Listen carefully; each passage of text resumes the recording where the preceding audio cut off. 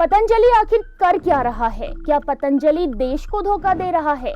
जिस पतंजलि पर देश के लाखों लोग विश्वास करते हैं, वो पतंजलि आखिर सुप्रीम कोर्ट की फटकार क्यों सुन रहा है?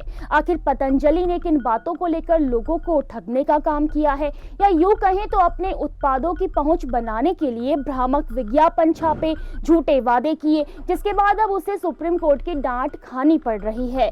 आखिर क्या है पतंजलि से जुड़े ये विवाद और ये उसकी छवि को कैसे मुश्किल में डाल रहे हैं? आज इस वीडियो में यही समझने की कोशिश करेंगे, तो इस वीडियो में अंत तक बने रहिए। और हाँ, अगर आप हमारे चैनल पर नए हैं तो हमारे चैनल को सब्सक्राइब करें और बेल आइकन जरूर दबाएं।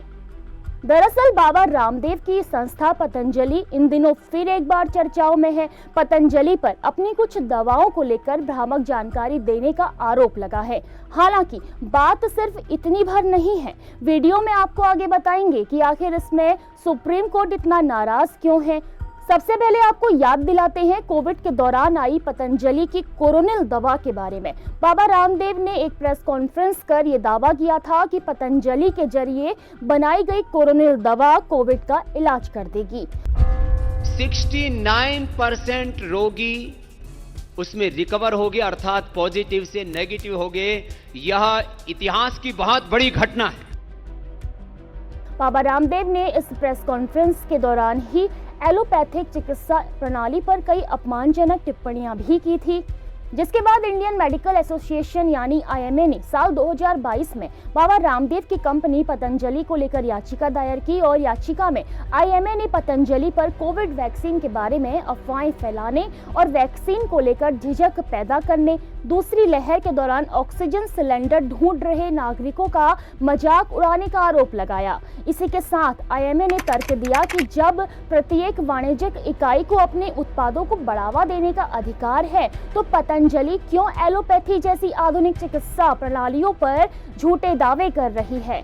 आईएमए ने बाबा रामदेव के विवादास्पद बयानों पर भी प्रकाश डाला, जिसमें उन्होंने एलोपैथी को एक बेवकूफ और दिवालिया विज्ञान कहा था।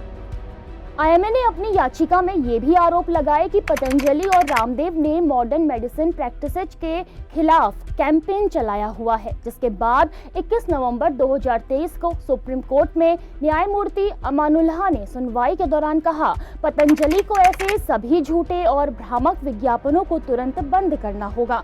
कोर्ट ऐसी किसी भी उल्लंघन को बहुत गंभीरता से लेगा और भारी जुर्माना लगा सकता है। उन्होंने आगे कहा, प्रत्येक ऐसे उत्पाद पर 1 करोड़ रुपए तक का जुर्माना लगाया जा सकता है, जिसके बारे में झूठा दावा किया जाता है कि ये एक विशेष बीमारी को ठीक कर सकता है। जब कोर्ट ने यह आदेश दिया तो कोर्ट में पतंजलि के वकील ने कोर्ट को भरोसा दिलाया, भरोसा ये कि वो आगे कभी ऐसे विज्ञापन नहीं छापेंगे और ना ही मीडिया में ऐसे गैर जिम्मेदाराना बयान देंगे। कोर्ट ने पतंजलि का ये बयान अपने संज्ञान में ले लिया। लेकिन ठीक अगले दिन यानी 22 नवंबर 2023 को पतंजलि आयुर्वेद के सह संस्थापक और प्रमोटर रामदेव ने एक पत्रकार वार्ता को संबोधित किया और अपनी कंपनी और कैंपेन को लेकर कहा कि वो झूठा प्रचार नहीं कर रहे हैं और उन्होंने अपने तरीकों से बहुत सारे लोगों को ठीक किया है, और साथ ही डॉक्टरों पर आरोप लगाए कि वो दुष्प्रचार कर रहे हैं। बाबा रामदेव की यही वो प्रेस कॉन्फ्रेंस है जिसमें सुप्रीम कोर्ट को खासा नाराज कर दिया है, साथ ही पतंजलि की छवि को भी नुकसान पहुंचा दिया है। दरअसल सुप्रीम कोर्ट के आदेश के बाद भी पतंजलि ने भ्रामक दावे बंद नहीं किए, उसके विज्ञापन छपते और दिखते रहे। बाबा रामदेव भी एलोपैथी को निशाने पर ले ही चुके थे। मामला फिर से सुप्रीम कोर्ट पहुंचा और इस बार कोर्ट कुछ ज्यादा ही नाराज हो गया। 27 फरवरी 2024 को सुप्रीम कोर्ट में इंडियन मेडिकल एसोसिएशन आईएमए की याचिका पर कोर्ट में सुनवाई हुई और कोर्ट ने बाबा रामदेव और पतंजलि को कड़ी फटकार लगाते हुए बड़ा फैसला सुनाया। कोर्ट ने कहा कि पतंजलि आयुर्वेद ने दवाओं को लेकर विज्ञापनों में 21 नवंबर 2023 को जो हलफनामा सौंपा था, उसमें पहली ही नजर में उल्लंघन देखने को मिलता है, जिसके बाद सुप्रीम कोर्ट ने पतंजलि आयुर्वेद और उसके प्रबंध निदेशक आचार्य बालकृष्ण को इस संबंध में नोटिस जारी किया और पूछा कि क्यों न उनके खिलाफ कोर्ट की अवमानना की कार्यवाही शुरू की जाए।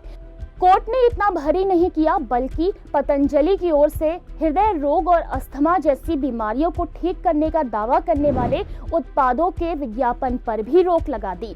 अदालत ने पतंजलि और उसके अधिकारियों को किसी भी चिकित्सा प्रणाली के खिलाफ मीडिया में किसी भी रूप में सार्वजनिक बयान देने से रोक दिया है। यानी अब अंग्रेजी दवाओं और डॉक्टरों पर बाबा रामदेव या उनका कोई साथी सवाल नहीं उठाएगा। ये फैसला आईएमए द्वारा अदालत में सबूत पेश करने के बाद आया, जिसमें द हिंदू अखबार में पतंजलि का विज्ञापन और एक प्रेस कॉन्फ्रेंस भी शामिल थी, जहां कंपनी ने योग की मदद से शुगर और अस्थमा को पूरी तरह से ठीक करने का दावा किया था।